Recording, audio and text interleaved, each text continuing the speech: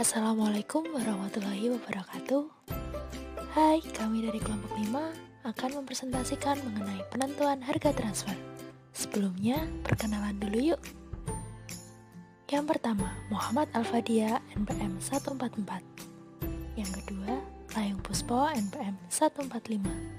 Yang ketiga, Vinci Anggun, NPM 149. Yang keempat, Erika Kusuma, NPM 150. Yang kelima, Ardini Citra, NPM 155. Dan yang terakhir, Vera Nur, NPM 156. Untuk materi yang pertama, yaitu pengertian harga transfer. Harga transfer adalah harga produk atau jasa yang ditransfer kepada suatu pusat pertanggungjawaban di dalam suatu perusahaan yang menggunakan produk atau jasa dari pusat pertanggungjawaban lainnya dalam suatu perusahaan.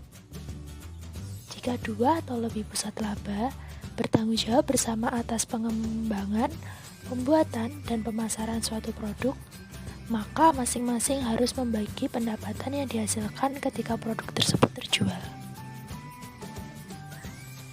Selanjutnya, saya akan menjelaskan mengenai syarat terpenuhinya harga transfer. Yang pertama, sistem harus dapat memberikan informasi yang relevan yang dibutuhkan oleh suatu pusat laba untuk dapat menentukan trade-off yang optimum antara biaya dan pendapatan perusahaan.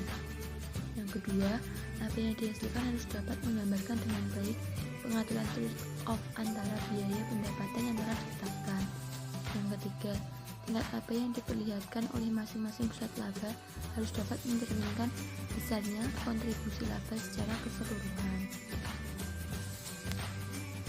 Kemudian, tujuan harga transfer. Yang pertama, menyajikan informasi yang relevan untuk keputusan trade-off antara pendapatan dan biaya memotivasi manajer untuk mencapai goal concrete. Yang kedua, membantu menilai kinerja ekonomi pusat laba yang terkait. Selanjutnya, metode penentuan harga transfer. Yang pertama, harga transfer berdasarkan harga pasar. Yang kedua, kendala sumber. Yang ketiga, harga transfer atas dasar harga pokok. Yang keempat, biaya tetap dan laba divisi hulu. Yang selanjutnya, harga transfer berdasarkan harga pasar. Sistem harga transfer berdasar harga pasar menggunakan harga yang ditetapkan oleh mekanisme permintaan dan penawaran pasar.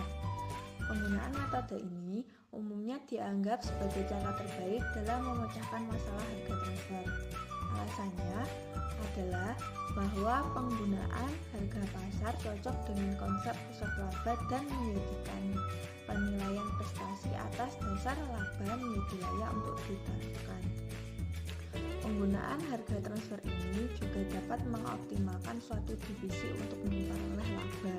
Sedangkan situasi ideal yang harus ada dalam penetapan harga transfer berdasar harga pasar untuk mendorong adanya keselarasan tujuan adalah: yang pertama, orang yang kompeten; yang kedua, atmosfer yang baik; yang ketiga, harga pasar; yang keempat, bebas terhadap sumber alternatif; yang kelima, aliran informasi yang penuh; yang keenam, negosiasi. Slide selanjutnya yaitu harga transfer atas dasar harga pokok. Yang pertama, pada pasar kompetitif tidak tersedia informasi harga jual produk yang ditransfer.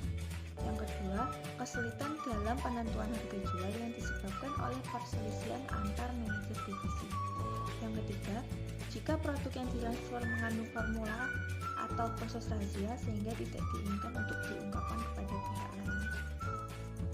Dalam metode ini, komponen yang harus diperhatikan yaitu yang pertama, definisi harga pokok. Jika pendekatan harga pokok dipakai, maka harga pokok yang dimaksud adalah harga pokok standar. Yang kedua, penentuan markup. Markup ditentukan atas dasar penentuan tingkat laba dan besarnya laba. Kendala sumber. Ada beberapa situasi di mana manajer pusat laba pembeli tidak diberi kebebasan terhadap pasar input dan implikasi kendala sumber pada kebijakan penentuan harga transfer yang tepat, yaitu yang pertama, pasar yang terbatas; kedua, kelebihan atau kekurangan kapasitas industri. Biaya tetap dan laba divisi hulu. Penetapan harga transfer dapat menimbulkan masalah serius dalam perusahaan yang terintegrasi. Pusat laba yang akhirnya menjual kepada pihak luar barangkali tidak sadar jumlah arus balik biaya tetap dan laba yang dimasukkan dalam harga beli intern. Selanjutnya, untuk mengatasi masalah harga transfer tersebut dapat digunakan beberapa cara, yaitu yang pertama, kesepakatan antara divisi atau pusat laba. Kedua, penentuan harga transfer 2 langkah. Ketiga, pembagian laba. Keempat, metode 2 himpunan harga. Selanjutnya ada administrasi harga transfer. Jika metode harga transfer berdasar harga pasar dan harga transfer berdasar pada harga pokok atau biaya belum memuaskan, maka diperlukan mekanisme formal, yaitu harga transfer negosiasi, arbitrasi dan penyelesaian konflik, dan klarifikasi produk. Selanjutnya ada harga transfer negosiasi. Negosiasi adalah proses formal untuk menentukan besarnya harga transfer antar pusat laba yang terlibat tanpa campur tangan dari kantor pusat. Harga transfer ditentukan berdasarkan negosiasi antar pihak yang kepentingan untuk mencapai harga kesepakatan yang fair. Adapun kelebihan dan kekurangan harga transfer negosiasi. Untuk kelebihannya, pusat laba penjual mempunyai kapasitas menganggur, sedangkan pasar dari produk tersebut sempit, maka akan menguntungkan perusahaan secara keseluruhan. Sedangkan kekurangannya, jika barang tersebut dibutuhkan oleh pusat laba pembeli, sedangkan di pasar bebas tidak ada, maka pusat laba penjual menjadi pihak yang menang dalam kompromi penentuan harga.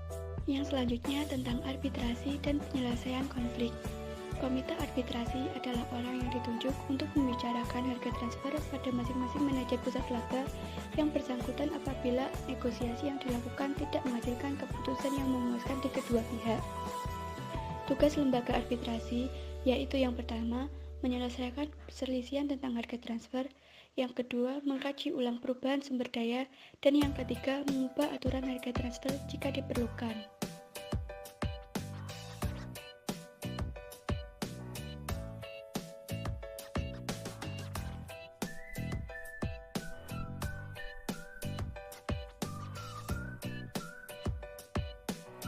Selanjutnya, klasifikasi produk. Untuk kelas 1, yaitu dengan memasukkan semua produk di mana manajer puncak ingin mengawasi sumber daya. Biasanya menyangkut jumlah produk dalam skala luas, di mana produk tidak tersedia pada pasar eksternal serta keberadaannya diawasi oleh kantor pusat. Pengadaannya diatur oleh manajer pusat. Untuk yang kelas 2, semua produk lain yang umumnya bisa diproduksi oleh pihak luar dan relatif dalam jumlah kecil serta diproduksi untuk umum. Produk ini ditransfer dengan dasar harga pasar. Pengadaannya ditentukan oleh unit usaha atau divisi yang terlibat.